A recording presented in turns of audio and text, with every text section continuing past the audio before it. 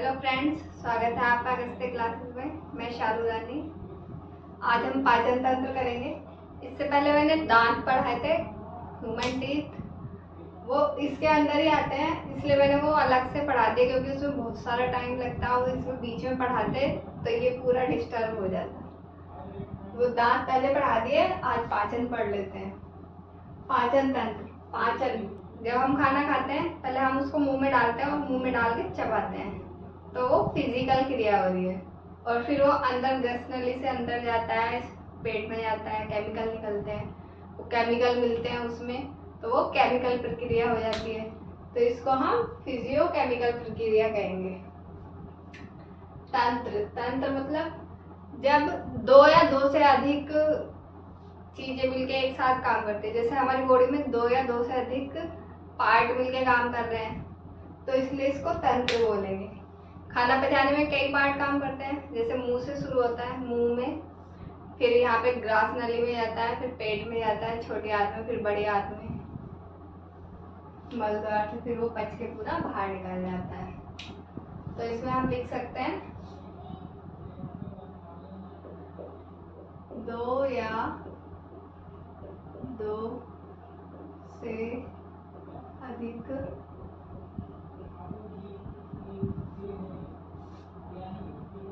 अंग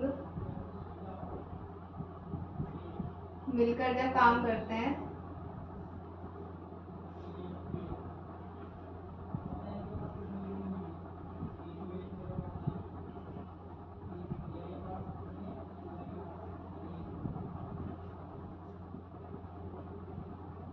तो उसे तंत्र कहते हैं।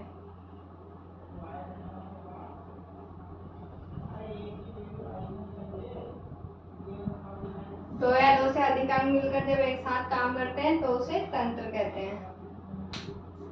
पाचन तंत्र में सम्मिलित अंग, पाचन तंत्र में कौन कौन से अंग मिले हुए होते हैं? एक तो आहार नाल, जो हमारा पूरा मुंह से और पूरा खाना पचने तक जो प्रोसेस जहाँ जहाँ होता है उसको पूरे को आहार नाल बोलते हैं, एलिमेंट्री कैनाल। ये 32 फीट लंबी होती है और मीटर में नापे तो ये 9 मीटर के लगभग होती है। इसमें कौन कौन से पार्ट आते हैं? सबसे पहले मुंह में जाता है खाना, तो मुंह खाएगा, फिर ग्रास नली, यहाँ से ग्रास नली आती है, उसके बाद स्टमक आएगा, ये पेट में जाता है, आमाशय बोलते हैं स्टमक को, फिर छोटी आंत में जाता है, फिर बड़ी आंत में जाएगा, बड़ी आंत में पूरा जो भी खाना पचना होता है पूरा बड़ी आंत तक पच जाता है, छोटी आंत तक पच जाता है और बड़ी आंत तक अवशोषण हो जाता है, जो जो चीज अवशोषित होनी होती है। रेक्टम, मलद्वार, जहाँ पे ये फिर इकट्ठा हो जाता है और बाहर निकल जाता है वेस्ट पदार्थ के रूप में। इसमें कुछ ग्लैंड भी आते हैं बीच में, तो जो इसमें ग्लैंड यूज होती है बीच में, वही ग्लैंड पढ़ेंगे अभी हम, और बाकी की ग्लैंड बाद में पढ़ेंगे। डाइजेस्टिव ग्लैंड, पाचन ग्रंथि, लार ग्रंथियां। सबसे पहले मुंह में जो लार मिलती है वो लार ग्रंथियां होती है। जठर ग्रंथि, जठर ग्रंथि पेट में होगी। अग्नाशय ग्रंथि, ये अग्नाशय की पिक्चर है, ये अग्नाशय ग्लैंड यहाँ पे होती है, यहाँ से ये इसमें जो भी पदार्थ स्त्राव करती है वो यहाँ से करती है। यकृत, ये यकृत होता है, यहाँ से इसमें पदार्थ जाते हैं। आंत्र ग्रंथि, जो आंत होती है, छोटी आंत में होती है ग्रंथियां, छोटी आंत ये वाली होती है अंदर वाली, और बड़ी आंत बाहर वाली होती है। छोटी आंत कहने के लिए छोटी होती है पर ये लंबाई में बड़ी होती है, और बड़ी आंत छोटी होती है। तो ये इसके पार्ट थे। अब हम इसके पार्ट को एक एक को पढ़ेंगे आगे। अब हम आगे देख लेते हैं इसके पार्ट पाचन तंत्र के। सबसे पहले मुंह खाता है, मुंह को मुखुआ या बक्कल कैविटी भी बोलते हैं। इसमें जीभ होती है, तो जीभ एक मसल्स की बनी हुई संरचना है, मासल, इसको मासल संरचना बोलेंगे, मासल संरचना। जीभ का काम हमारे जो मुंह में लार ग्रंथियां होती है उस लार को भोजन में मिलाता है ये। तो लार को भोजन में मिलाना इसका काम है।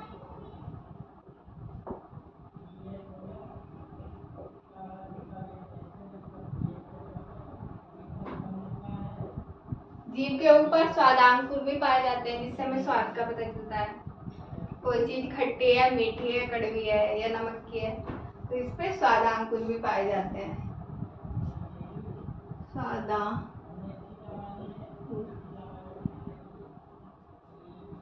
हम जीभ को ऐसे समझ सकते हैं जैसे ये जीभ की पिक्चर है, ये इसका आगे का पार्ट है और ये पीछे का पार्ट है। जो आगे का पार्ट होता है ये मीठे स्वाद को बताता है हमें, यहाँ पे टच होएगा तो मीठा पता चलता है, मीठा, और यहाँ पे कड़वा।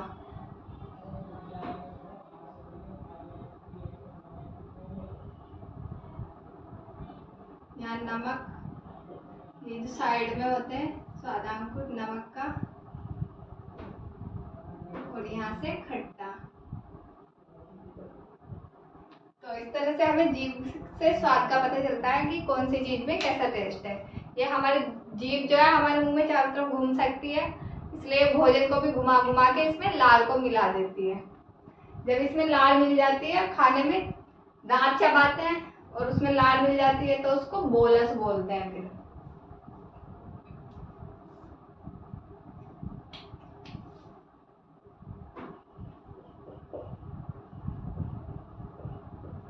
भोजन में लार मिलने पर उसे बोलस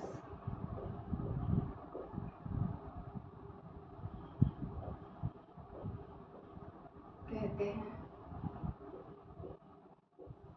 अगर हम मुंह में ही खाना चबाते हैं और उसमें लार मिल जाती है, फिर जीभ हमारी घुमा घुमा के उसमें लार मिला देती है, और मुंह में से ही हम उसको निकाल के देखते हैं तो वो जो हमारे हाथ में होता है वो बोलस होता है। तो इसलिए भोजन में लार मिलने के बाद उसे बोलस कहते हैं। जो हमारा मुंह है उसमें 3 जोड़ी लार ग्रंथियां होती है, एक पैरोटिड,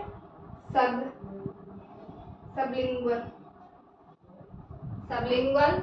सबमैंडिबुलर। जो पैरोटिड ग्रंथि होती है ये सबसे बड़ी ग्रंथि होती है, सबसे बड़ी। इसी ग्रंथि में जो सांप होते हैं इसमें उसमें जहर बनता है, सांप में जहर, पॉइजन। जो स्नेक होते हैं उनमें ये वाली ग्लैंड पॉइजन बनाती है। ये 3 जोड़ी लार ग्रंथियां होती है, पैरोटिड, सबलिंगुअल और सबमैंडिबुलर। लार ग्रंथि में 4 एंजाइम होते हैं। जो हमारी लार ग्रंथि होती है उसमें 4 एंजाइम होते हैं, लाइसोजाइम, टाइलिन, डायस्टेज और म्यूकस। जो लाइसोजाइम एंजाइम होता है वो जो हमारे खाने में या फिर कभी कभी हाथ गंदे रहते हैं, जो बैक्टीरिया हमारे मुंह में चले जाते हैं तो उनको मारने का काम करता है।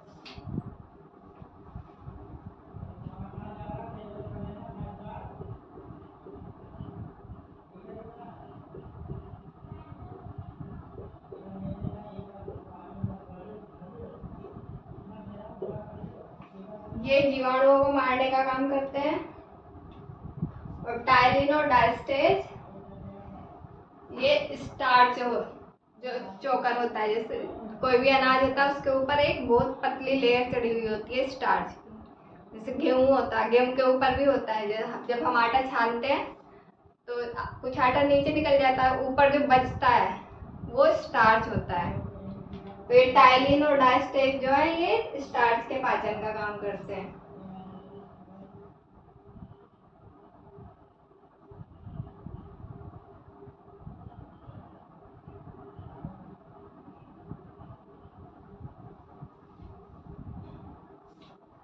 टाइलिन डायस्टेज स्टार्च के पाचन का काम करेंगे। और ये म्यूकस, म्यूकस भोजन को चिपचिपा बनाता है।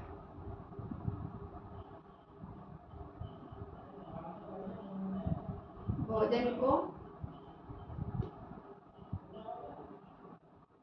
चिपचिपा।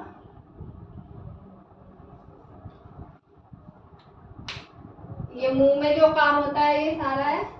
इसमें जीभ होती है, जीभ एक मांसल संरचना है, लार को भोजन में मिलाती है। इसमें स्वादांकुर पाए जाते हैं जिससे हमें स्वाद का पता चलता है। आगे वाला पार्ट मीठा बताता है, पीछे वाला कड़वा, साइड वाला ये ऊपर और नीचे नमक का और खट्टा बताता है। भोजन में लार मिलने के बाद वो बोलस बन जाता है। उसको दांतों से चबा देते हैं और उसमें लार मिल जाती है तो वो बोलस बन जाता है, उसको बोलस कहते हैं।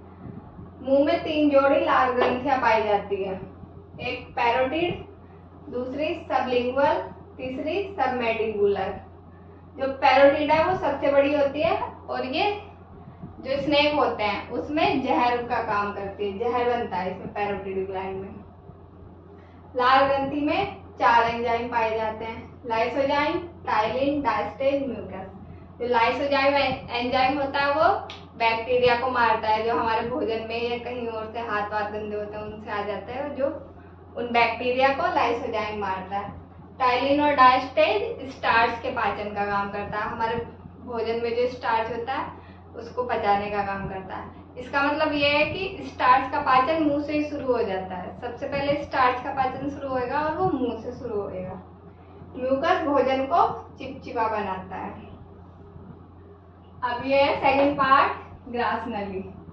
मुख का यहाँ से हो गया ये मुख, ये इधर ग्रास नली। इसमें कोई पाचन नहीं होता ग्रास नली में। इसमें पाचन नहीं होता, इसमें पाचन नहीं होता। ये भोजन को क्रमानुकुंचन गति प्रदान करते हैं, मतलब यहाँ से खाना धीरे धीरे जाएगा। अगर एकदम से गिरेगा खाना ऊपर से तो यहाँ पेट में चोट लगेगी ना, इसलिए ये मसल्स की बनी हुई होती है, ये धीरे धीरे खाने को नीचे उतारती है यहाँ पे। तो ये भोजन को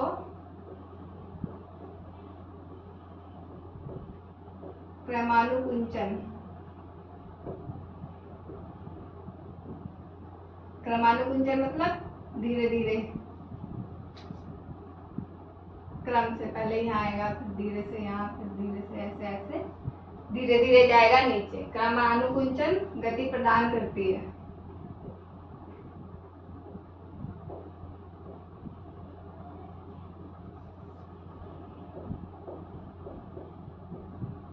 इसमें जो खाना जाता है वो बोलस ही होता है। इससे बोलस आमाशय में जाता है।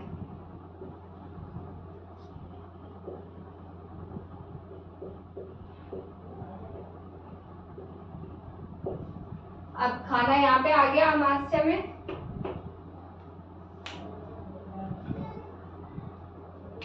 अब थर्ड पार्ट है आमाशय।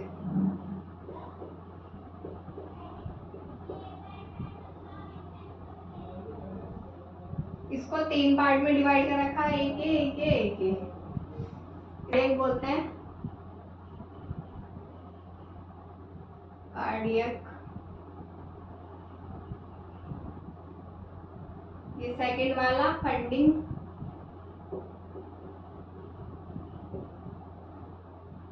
इसको कार्डियक इसलिए बोलते हैं क्योंकि ये हार्ट के पास आता है, इसलिए इसको कार्डियक बोलते हैं। कार्डियक, फंडिंग और थर्ड पार्ट है फाइलोरिक, ये नीचे वाला पार्ट।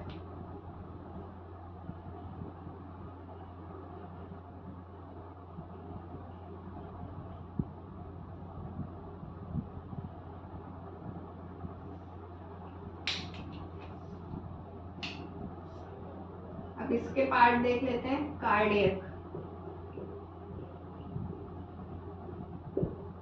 इसका जो ये कार्डियक पार्ट है ये भोजन को छोटे छोटे टुकड़ों में तोड़ता है और जो इसमें यहाँ से जो बचे हुए जीवाणु रहते हैं वो यहाँ पे आके मर जाते हैं। इसमें हाइड्रोक्लोरिक एसिड होता है तो वो जो बाकी बचे हुए जीवाणु होते हैं वो यहाँ पे आके मर जाते हैं। ये भोजन को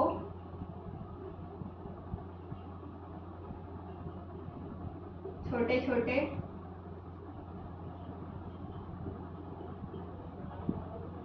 टुकड़ों में तोड़ता है।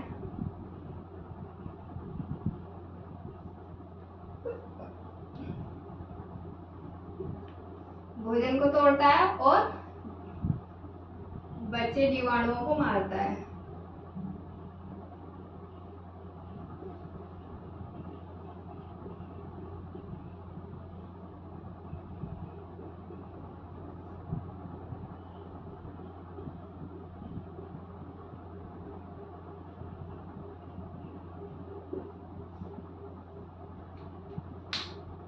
कार्डियक है, इसमें ये हाइड्रोक्लोरिक एसिड होता है।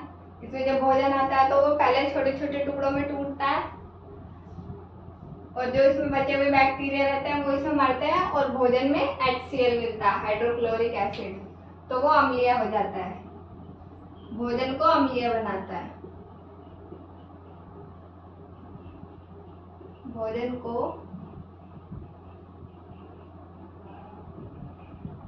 अम्लीय बनाता है। भोजन को अम्लीय बना देता है, एसिडिक हो जाता है भोजन। अब HCl मिला देता है। उसके बाद यहाँ पे ये फंडिक भाग आता है इसका। फंडिक में ये कार्टेनोमा संरचना होती है, इनको रूजी बोलते हैं। तो ये यहाँ से जो भोजन आता है उसको थोड़ी देर यहाँ पे रोक के रखती है। फंडिक में यहाँ पे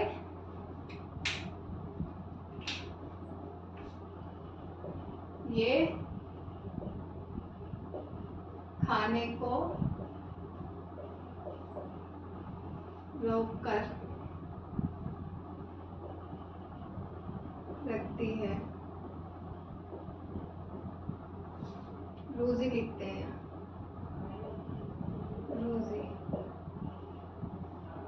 रूजी खाने को रोक के रखती है। और कई बार जब हम भूखे होते हैं, हमारे पेट में कुछ नहीं होता तो हमारे पेट में दर्द होने लगता है, तो ये रूजी होती है जो हमारे पेट में चुभती है। तो भूखा होने पर ये पेट में चुभती है।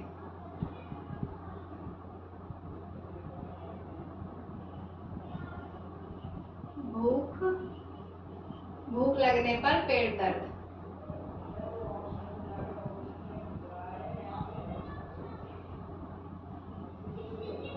भूख लगने पे पेट दर्द होता है इसके कारण, रूजी के कारण। फिर खाना यहाँ से इस वाले पार्ट में पहुंचता है, इसको बोलते हैं पाइलोरिक। इसमें जठर ग्रंथियां होती है, जठर ग्रंथियों से जठर रस निकलता है और उसमें दो तरह के एंजाइम होते हैं, रेनिन और पेप्सिन। रेनिन और पेप्सिन।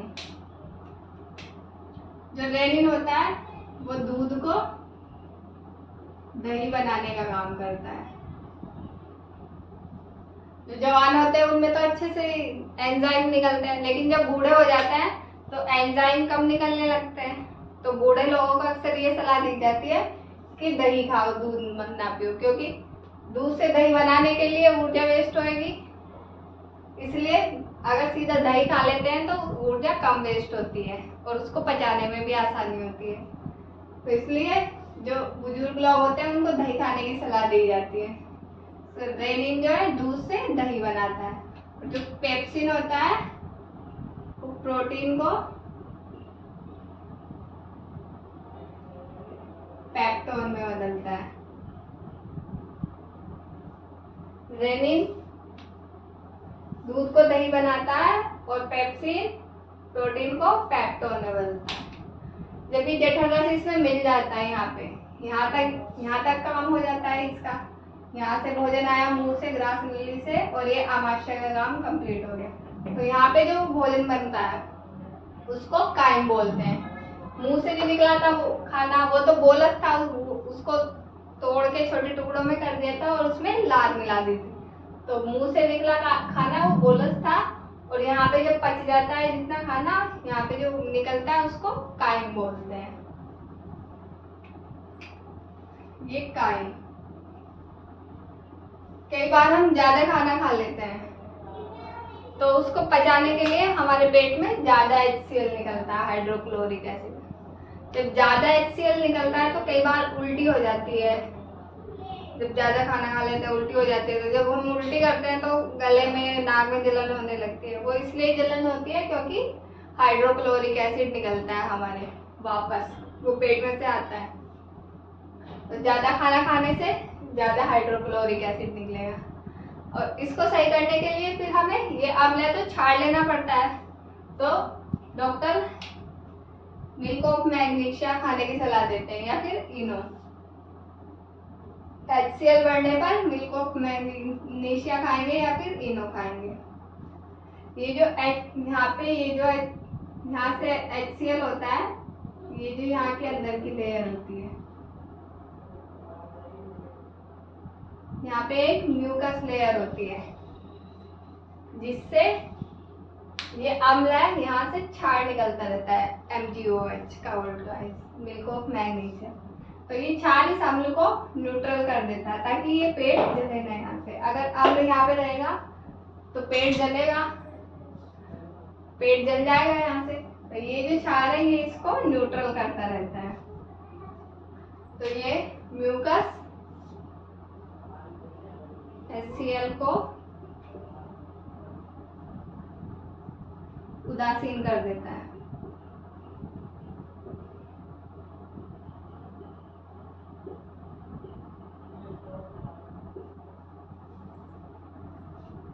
जब हम भोजन खाते हैं तो हमारी पूरी बॉडी की एनर्जी भोजन को पचाने में लग जाती है। आसपास की सेलें पहले तो वो लगेगी, फिर जब वहाँ की एनर्जी कम पड़ने लग जाती है तो जो बॉडी की और सेल है वहाँ से एनर्जी आती है और भोजन को पचाने में हेल्प करती है। तो उससे हमारा शरीर थकने लग जाता है और हमें नींद सी आने लगती है, वो इसी कारण आती है। भोजन खाने के बाद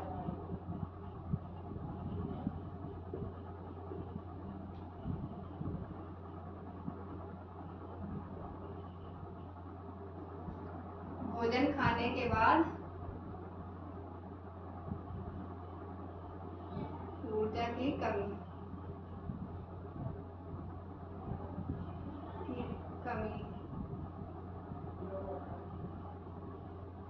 होती है, इसलिए हमें नींद आती है क्योंकि पूरी ऊर्जा खाना पचाने में लग जाती है। तो यहाँ पे हमारा ये पार्ट पूरा कंप्लीट हो जाता है आमाशय का। इसके बाद अग्नाशय और यकृत, इनका काम शुरू होता है। आज की क्लास कैसी लगी आपको? अच्छी लगी हो तो शेयर करें, लाइक करें, कमेंट करें और चैनल को सब्सक्राइब करें। Thank you.